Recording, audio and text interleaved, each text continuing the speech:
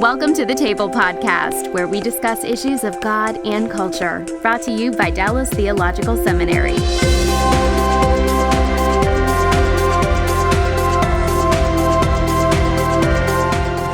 Welcome to the Table. We discuss issues of God and culture, and our topic today is one we haven't broached before. It's the topic of sports and Christianity. Sports is an important part of our culture, and our guest today is Ed Uszynski. I don't know if that's Uszynski or Uszynski. How do you say your last name? Huh? Uszynski. Uszynski is how the grandparents passed it down. Okay, now what's the origin of that? It's That's mostly Polish. Mostly Polish. Oh, that's cool. I've been to Poland. It's a neat country. Anyway, Ed, tell people what you do for your ministry. Well, I've worked with Athletes in Action for 24 years now. Was very much a product of that ministry. I came to Christ when I was a freshman at Kent State. And there were a number of people actually that interacted with me during that time. And the one that I ended up latching on with was an Athletes in Action staff member, and joined the ministry through their basketball team. Used to have a traveling basketball team that a lot of people know about, and have had different roles throughout the years. But most recently, I've helped give leadership to the start of a brand new website. If you check out athletesinaction.org, we've basically launched an entirely different kind of ministry online for us. So maybe we can talk more about that as we get into it. But that's what I've been giving attention to for the last year. And you guys are headquartered in the wonderful metropolis of Xenia, Ohio. Is that right? We are in Tornado Alley, Xenia. Okay. Yes, it's on the map because of a number of tornadoes that have come through here. That have wreaked destruction on the community. But it's a resilient town and one that keeps bouncing back. And in fact, our headquarters is at a national landmark. It's an old sailors and soldiers home that Abraham Lincoln had commissioned before he was assassinated, that there would be different spots throughout the Union where orphans would be able to find safe haven after the war. And this property that we're on was actually one of them. So the very building that we're in was an orphanage up until about 20 years ago. Yeah, I've been there, of course, helped do some training with Athletes in Action with some of the teams that have gone out, and it's a interesting site, and it's a well put together site in terms of particularly the sports stuff that y'all are doing. I think there was some building getting ready to happen when I was there in terms of, I think, a new basketball court or something. Yeah, the John Wooden Family Field House. Yeah. Before Coach Wooden died, he actually gave permission to us to use his name on that, which he didn't do very often in the course of his life. And we're in the process of building a huge indoor arena that hopefully is going to host over 300,000 people throughout the year that'll come in and be able to compete in sports, but more importantly, they'll be trained in ministry. They'll be taught how the gospel intersects their whole athletic life, which is really what we're about doing. So we've already got baseball fields out there, like you mentioned, and softball fields, a football field, 2 big soccer fields, and they're constantly full when the weather's nice. So that's the problem with being here in Central Ohio. You only get about 6-7 months where you can be outside easy. So this will allow us to be a year-round facility. And allows you to be a home team now and again, huh? Now and again, yeah. It does, yeah. Yeah, because I remember I had a friend who, as I mentioned to you before we started recording, that used to play with Athletes in Action and tour the world. And, of course, one of the tough things about being an Athletes in Action athlete is it's always an away game. That's right. Yeah. So that's right. Yeah, we used to play a fall schedule. Most people don't even know this anymore. Like I said, some of the older folks only knew Athletes in Action from the basketball team, and it hasn't really functioned in the same way since the early 2000s. But we used to play up to a 40-game exhibition schedule against all the Division I schools, or 40 of the Division I schools around the country, and we'd share the gospel at halftime. Yeah. So we'd, stand there in front of 20,000 people for 7 minutes getting to share the gospel at public institutions. I can't even believe that we used to do it given the current climate. But sometimes it would be after the game. I can still remember standing at half court at Rupp Arena and Rick Pitino keeping his team out on the court to listen, and all the people would stay in the stands and we'd tell them about Jesus. So It was an incredible opportunity to reach into a place that is not easy to reach into. the college basketball scene is actually a very difficult place for ministries to get into for a bunch of different reasons. So anyways, it was a great opportunity. And like you said, it was always on the road. So we'd play sometimes 5 games in 7 nights and just travel to all the different schools. And half the time we wouldn't even know where we were at. And internationally as well. I mean, it wasn't just in the States. That's right. Yeah, no, I got to play in Tunisia and Australia and France, Italy. We went all through Mexico, all through Canada, through Eastern Europe.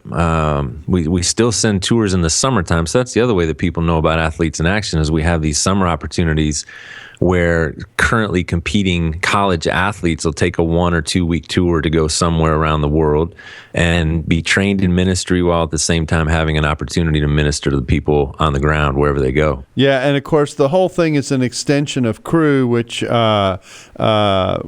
sponsored and had the idea originally to do this, and it's been a terrific ministry. You bring in the group that I met with, I think were all the way freshmen to seniors who had played baseball around the country, literally came in from everywhere, had just met one another, and we did 2 or 3 days of just training and Bible study and preparation before they went out and played, and also reflected on kind of where God has them in life. It's a terrific ministry.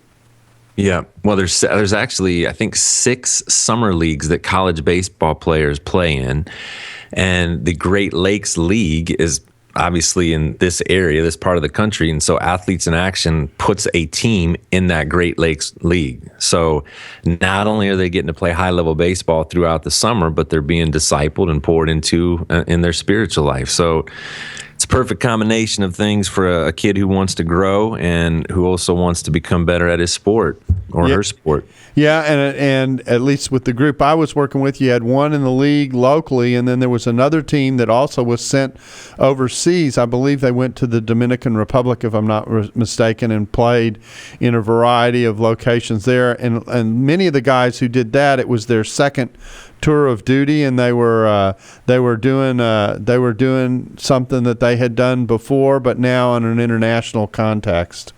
There's been a real push the last decade or so to invite players or people that go to our camp to come back the next year and either serve as an intern, or they just come back and they've got a very different approach this time. You know, usually the first time you come in, you're just there to play and to be served. But when men and women have a good experience, they want to come back and be the server, which is always exciting. You know, they become laborers. Yeah, well, it's interesting to watch the dynamic those first few days when the guys arrive and they literally are meeting one another, most of them for the first time, and so they're forming friendships and bonding and figuring out, okay, who's like me and who's not like me and that kind of thing.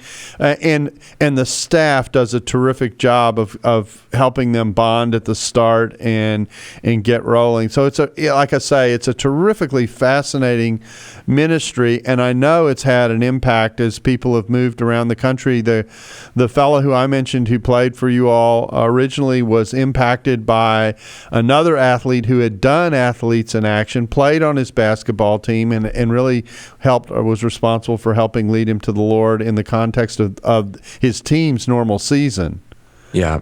You know, there's a word that you don't typically associate with sports that takes place in those settings, and that's intimacy. You know, when you wind up with a group of guys or gals that, like you say, you don't know, but you're going to go on a journey together.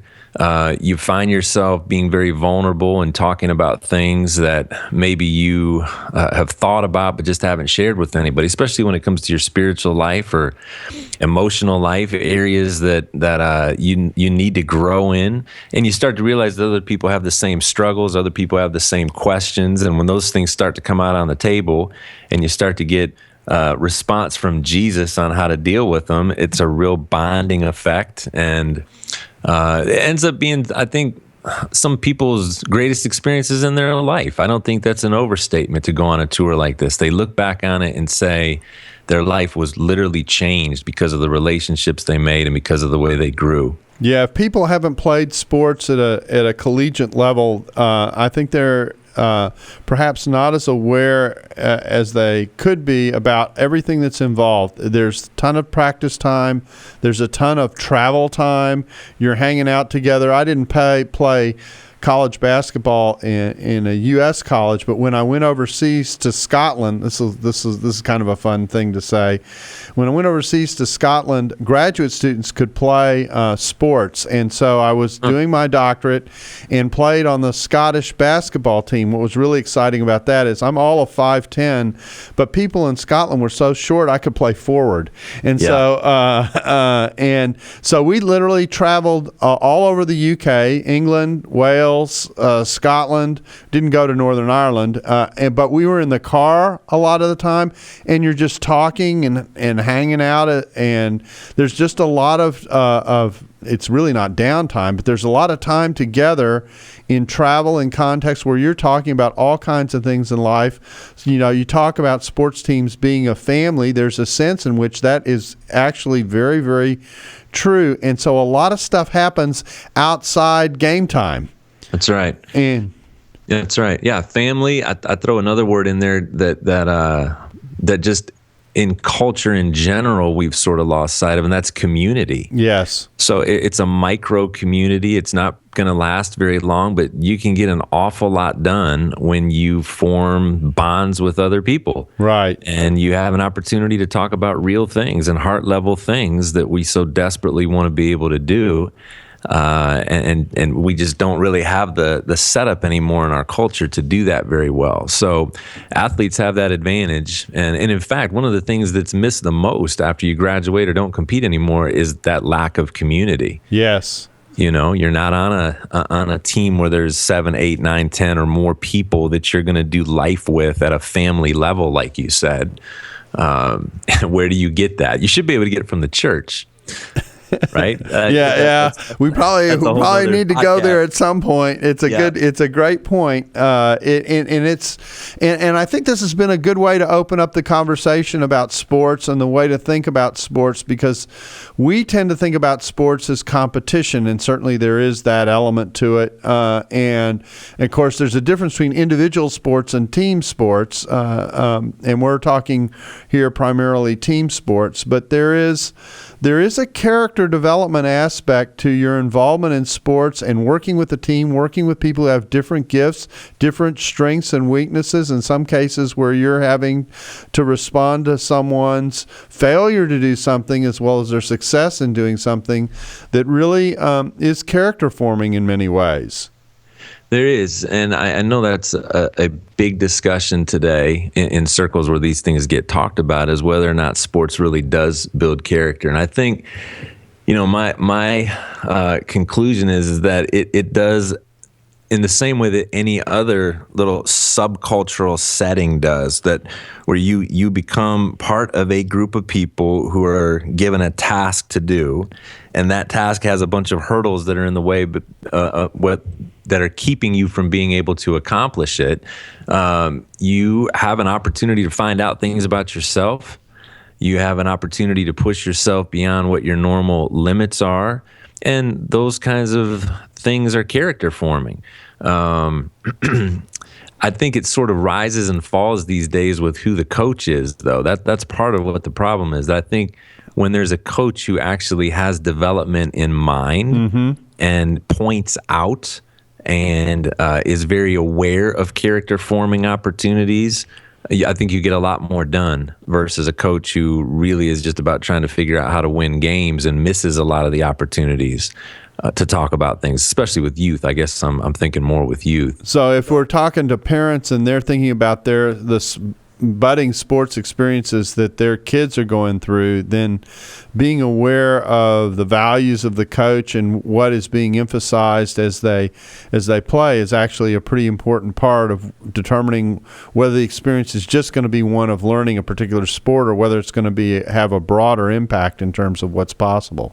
I think it's huge. And unfortunately, and I say this now from years of both being a youth coach myself, I've got 4 kids, ages 15 down to 5, and so we're right in that youth sports time period. That unfortunately what's happened is that too often what we're looking for as parents is the best team for the elite status, for the team that's going to play in the most tournaments and get the most so-called exposure. Those have sort of become the priorities. And really, I think what we should pay more attention to is who is it that he's going to be influenced by? Who is this person that I am giving my child over to, not to become an all-star player, but to become an all-star person? That's really ultimately what we want. But we don't think of sports that way anymore. I think it used to be more part of the framework of sports. The expectation of sports is that whole character development side. But now it's all about trying to climb up the ladder, and it's really an illusion. It just is. If you look at what the numbers are, they haven't changed. I mean, it's such a minuscule number of kids that actually wind up playing. I was just going to ask you if you were aware what the numbers were, because they are pretty small. Yeah, it's incredibly small. So the experience of interacting with a coach is way more important. And frankly, even the team that you wind up on, I think the relationships of the team are way more important than the ability of the players. Mm-hmm. If that makes sense. Yeah, it does. There are lots of aspects to this. I mean, the relationship of the players, the way in which you can take players of average skill who, if they will work together, can do better than a team of individual talents that never melds. That kind of thing. I go through, I'm just thinking in the back of my head, the list of coaches that I had, which were several in several different sports, because I not only played basketball, but I ran cross country. But I have one coach who stands out among all of them because he cared about me and my development as a person as opposed to my development as a basketball player. Yeah. And what's interesting is I was not a Christian in high school, just was playing sports to play sports. And what I found out after I graduated and went to seminary and came back to school is that this coach was actually quite a committed Christian. And when he found out I had come to the Lord and we chatted after reconnecting, this is after almost a decade of having been at high school, there was a whole different level to our interaction than had existed before. But I understood better how and why he had coached me the way he had coached me. Yeah, and you certainly don't have to be a Christ follower to value development in young people, and yet I think as Christians we have a framework where discipleship and mentorship actually matters and means something to us. Like, we understand that idea of pouring what you have to pour into the next person or the next generation. So we really should expect to find Christian people who are thinking that way more than they're worried about winning. Again, unfortunately, we often wind up being just as culturally corrupted as the non-Christians do, in terms of only being worried about our own identity and trying to get wins and losses in 10-year-old environments. But for people who have perspective, you can really get a lot done. You really can, no matter what age, whether it's with the college athletes like you talked about, or it's with 10-year-olds or 8-year-olds or 6-year-olds. If you love them and you see beyond what they are right now and beyond the sport that they're playing, and think of them as young men and young women who are going to go out into the world and hopefully make an impact, you can be a huge influence in a short period of time. Yeah, and develop character in ways that I think it's hard to emulate in other. There aren't too many environments where you are bringing people together with different gifts and you're asking them to approach a task together and have them go through all the gyrations one has to go through to make it work, and all the adjustments and et cetera that come with it. In case you can't tell, I'm a pretty deep believer in the value of sports when it's applied properly, because I do think it's one of the few community operations where you learn team in a very real kind of way, and I think it prepares people wonderfully for life. There's a built-in discipline to sports as well. So just the ability to say no to yourself, which is so important in spiritual formation. The ability, like we said, to move beyond where you are right now and actually get to deeper places and better places, the ability to work well with other people. I mean, those are all, again, to mention the whole church environment, those are all things that we need to be able to do to be good church members, quite frankly. Not mentioned to function in business. Business, yeah. The ability to forgive one another, the ability to get beyond differences and pettinesses, and still continue to do life well with each other, to compromise. It's all there. It's all there in the dugout. Yeah. It's all there in the locker room. Every bit of that is there. Yep. Yep. I'm curious, when you were playing, what position did you play? I was a guard. I was a shooting guard. You were a shooting guard, yeah. I played point guard, which means the responsibility for making sure we got into the offense and got set up was really on my shoulders. And the point guard's usually the little runt in the group. He isn't the. I got my close friend who played for Athletes in Action was 6'7" and played in the post. Now he deserved to be on a basketball court, but it was my responsibility to make sure the team was set in the right way and that we were approaching the play from the right angle, those kinds of things, and so I learned a ton. All of which I have ended up applying in my lifetime and in my ministry as a result in terms of working with people. Yeah. So, it's all about perspective and how we think about it. I almost hate talking about, well, I actually love talking about sport culture in general, but maybe even more what I like talking about is what can I do differently? Because I don't know that I can fix all of sport culture.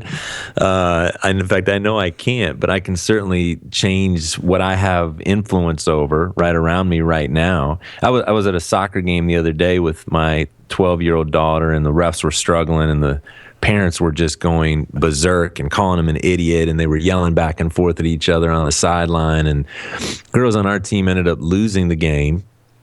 And as they ran over to us at the end to slap hands, they all had smiles on their faces. And I heard a couple of the parents comment, "Oh, they don't seem like they're bothered at all." And I thought, that's because they're just playing a game. Mm-hmm. And again, what we're doing over here and battling with each other and screaming at the refs and getting all worked up because they're losing 4-1 completely misses the opportunity that we have to teach them to overcome bad calls, to teach them how to help one another up when they're getting knocked down. There were so many things that happened where we as parents and adults could have actually gotten something positive out of it, but it was just too easy to get sucked into the we're losing and we're being mistreated and the refs are terrible. And I got to grow up as a parent. Yeah, we got to grow up in those environments if we want to get something out of them. What advice would you give to parents as they think about the whole sports experience with their kids? Yeah, like I said, I've thought a lot about this because I'm in the midst of living it myself, and I find myself wanting to do the very things that I rail against. I want to pressure my kid to perform. I want to push him to play with the best athletes. I mean, all these different things. I feel that tension. I'm constantly asking for help. I'm constantly reading. I'm talking to my friends who are further down the road. I'm talking to other athletes to hear what they wish their parents would have done differently. And, some of the best advice that I've heard is it really has to do with how to help process things with our kids. So, to ask them after a practice or after a game, did they have fun? And I ask my kids that all the time. Did you have fun today? And let's just talk about fun and why it was or wasn't fun. As radical of an idea as that is now, that a game and a sport would actually be fun anymore. Did you learn? What did you learn? What'd you learn today? What'd you learn about yourself? What'd you learn about competing? What'd you learn about the sport? That always ends up producing interesting conversations. What was going on? A third question that I like to ask a lot is, what was going on with you and your teammates? Were you a good teammate today? Well, what do you mean by that, Dad? Well, did you encourage anybody? Did anybody encourage you? Was there any conflict behind the scenes that maybe nobody saw? And it's interesting how often they'll say, actually, yes. Well, let's talk about it. What happened? And so we wind up talking more about what's going on around the game than just performance aspects of their own improvement in the batter's box or kicking the ball or, dribbling the ball or whatever. And I'm not saying that there's not still a place, obviously, to talk about those things. But when we focus more on the soft stuff that's around it, the relational stuff, the development stuff, it's amazing that our kids, they actually really do want to talk about those things. The other thing is, so sometimes the answer is nothing. There's nothing to talk about. Okay. Then the next day I need to come back and ask the same questions and not get dissuaded from that because my surly teenager doesn't want to talk today. Yeah. So it's a discipline. I know I need other guys around me that are thinking the same way too. It's really hard. Again, just any aspect of discipleship, I think, is difficult to try to do on your own. It's good to have a community of people that are saying, let's try to do this differently. Let's try to create a different experience for our kids. And they're out there. They really are. And your questions tell the kid where the focus is. They sure do. Yeah, they do. I know I don't always do that well. I still get frustrated when I don't see hustle or I don't see things that are important to me as a dad when it comes to the competitive arena. And I just need to be careful that, you don't want your kids to associate your love for them as being attached to their performance. Mm-hmm. And that extends way beyond sports. The whole idea of being able to receive God's grace, the tone for that is actually often set in the conversations that we have on the way home from a baseball field. Yeah, absolutely. Isn't it the foundations for that? And so sports by nature are performance driven. It's already so built into the system. So I have to work that much harder to make sure that I'm separating. I want to make sure that you understand that our relationship and my love for you is separate from whatever happens out on this field. This is play. That's all it is. And I actually have to work at that. Yeah, it'd be intentional. It's play, and also at the same time, in a subtle way, it's learning. It's learning about relationships. That's right. It's about the way you go about competing as opposed to the numbers on a scoreboard. That's right. All those kinds of things, and when that emphasis is put in the right place, sports can be a really almost unique opportunity for personal development that doesn't appear in too many other places. That's right. So I think it's important as a parent or a coach even to intentionally, whether mentally or literally to write down what are the things that are going to be important to me as I watch you compete. And some of those will be actual game performance, but hopefully there's a much longer list of how you carry yourself, how you approach the game, how you approach and handle your teammates, and whether or not you're a good teammate, whether you're respectful to coaches and to umpires and to referees. It sounds almost too simple, but it really is lost today, that we would focus on those things and pay attention to them and capitalize on the opportunities we have. I just don't see very many people doing it because their list, the longer list for them is, are you on the most elite team? Are you getting enough playing time? Are you getting treated properly by the coach, which means that you never sit down. It means that I listen to that constantly. As a coach and now as a parent who sits on the sideline.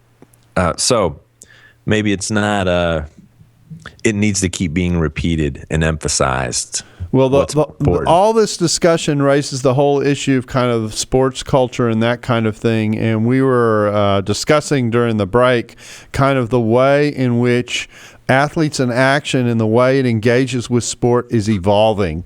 So why don't you share a little bit about that journey that you've been on with them in your more than 2 decades with the ministry, and kind of where things are headed and how you've worked hard to kind of broaden the palette that Athletes in Action is painting on. Yeah, it's a great question, because Athletes in Action and groups like Fellowship of Christian Athletes and other major sport ministry organizations have done a great job for decades now. I mean, we're celebrating our 50th anniversary actually this next week with all of our staff. We started in 66, and what the emphasis was back in 1966 and has been up till now is that we would like to see athletes come to Christ. And we'd like to see those athletes who come to Christ grow in their relationship with God and then turn around and use the platform that they have as athletes to reach other people. It's a multiplication model. It's the Great Commission. It's Jesus stuff that's built into that model. That's not something that Bill Bright came up with or anybody in Athletes in Action. It's a discipleship model. And I love that.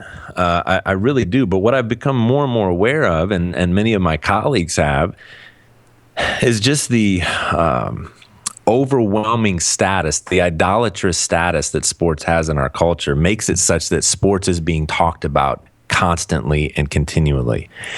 And so many of the issues that are being talked about in sports are moral issues, they're philosophical issues, they're social issues, and frankly, an ESPN commentator doesn't usually have the freedom and maybe doesn't even have access to the right vocabulary to be able to talk about those issues beyond the surface.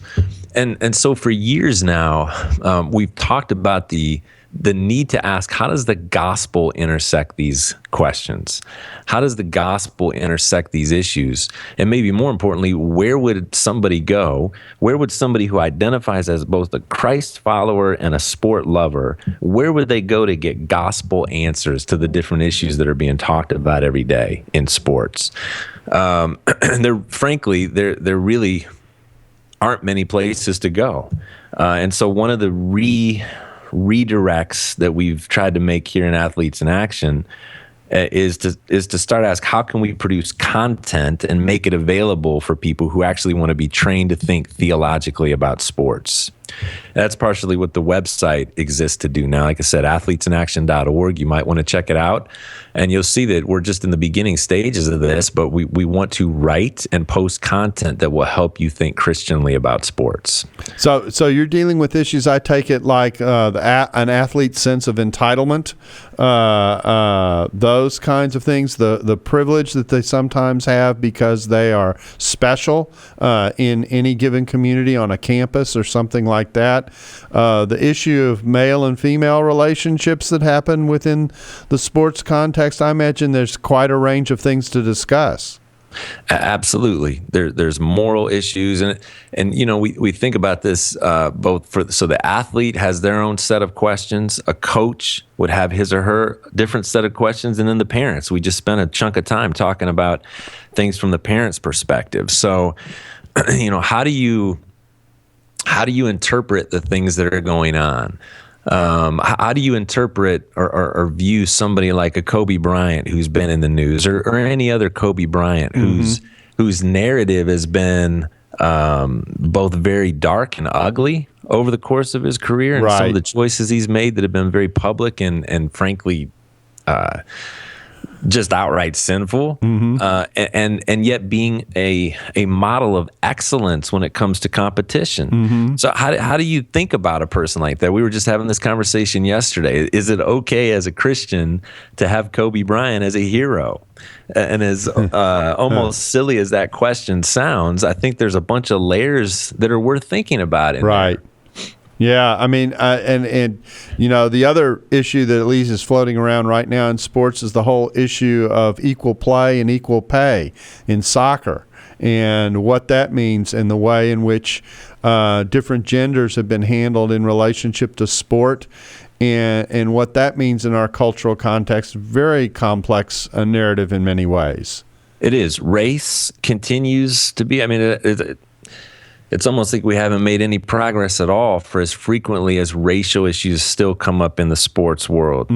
Issues of gender continue to be a problem. Even the complications now of transgender, right? It's like we've layered it with even more complications. So how do you think about that? How do we think about homosexuals in the locker room? What is a Christian response to somebody who comes out as gay?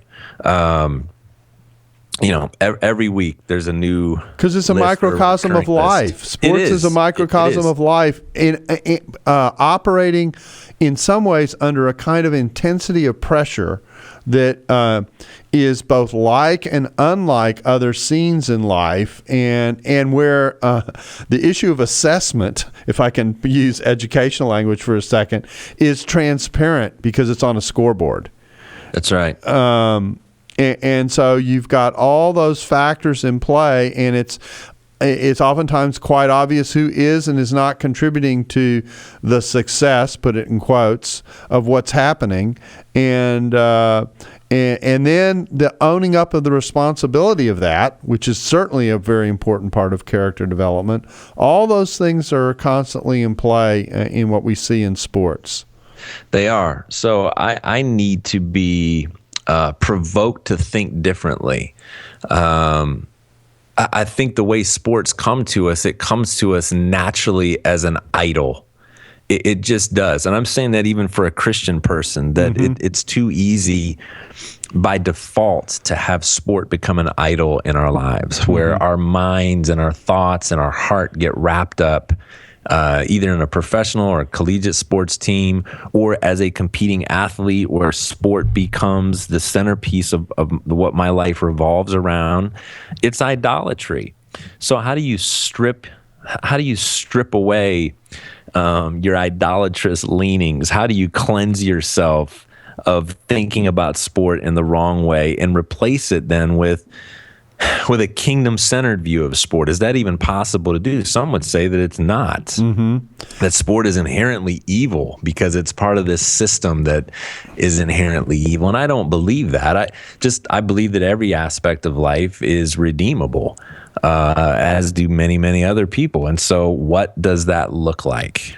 Yeah, I think it's a profound question in an area that most people view as entertainment and kind of a sideshow. But if you actually look how much people invest in the pursuit of sport, whether it be with their own children or the way they support particular professional teams or college teams, etc. We invest a lot in that, and I think it's because I think its power to become an idol is directly related, if I can say it this way, to the potential that it has and what it demonstrates about life that draws you in. It's part of the drama of the ups and downs of life in many ways, and the ups and downs of proper kinds of cooperation versus destructive kinds of cooperation. That kind of all that's in play. You've got the full drama of life being played out for you in a way, again with a scoreboard sitting on the side, telling you sort of where you stand, at least from one angle. Yeah, and what else is interesting is that there's so much in here to talk about. As people have, in the last several decades, turned to the church less and less to derive identity. Okay, the church and formal religion, they identify as none, right? They have no religious attachment. Well, they still need to get identity from someplace. They still are going to turn to something from which to measure themselves. There's going to be a community they connect to somewhere. Yep. Right. And they are going to derive a sense of self from that community. It's what we do. We are putting pieces of our identity together based on other things that we associate with outside of ourselves. And so sport has become a huge place to derive identity. Both as a competing athlete, as a coach, as a parent, like we talked about, and certainly as a fan. That's right. Yeah. That's right. And so it's no wonder it has such power over us once we find a huge portion of our identity coming from sport. It's why we go so crazy as a fan when our teams lose. It's life and death for us, and we sort of mock that from the outside, and yet it makes sense that when your identity gets attached to it at a deep level, it really does feel like life and death. It isn't just entertainment. It's not just a sport anymore. When an entire city surrounds, I'm from Cleveland originally, and so it's old news now, but when LeBron James left Cleveland and there was such an uproar and people were in a sense mocking the reaction. A lot of people defection. It was a betrayal. It was a betrayal. And so to use that kind of language is to say that there's a relationship there. There is an identification with this person or with this team. And so there really is a rupture that happens in your soul.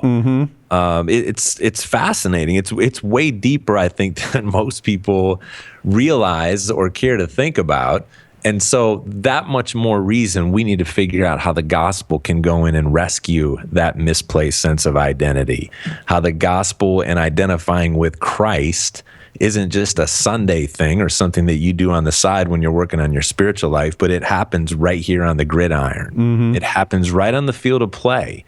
That this actually becomes an act of worship back to God rather than a way to separate yourself further from God, which is how most people do sports. It's an idol that separates you from God. Well, what would it look like if you could flip that around and use sports to worship God? It's a great question, and what's going through my head now, we do a lot of faith and work stuff here at the table and at the Hendricks Center at Dallas. And the point that we try and make as we're preparing pastors is what you do and preach on Sunday is aimed at a person who spends the bulk of his life from Monday to Friday at his work.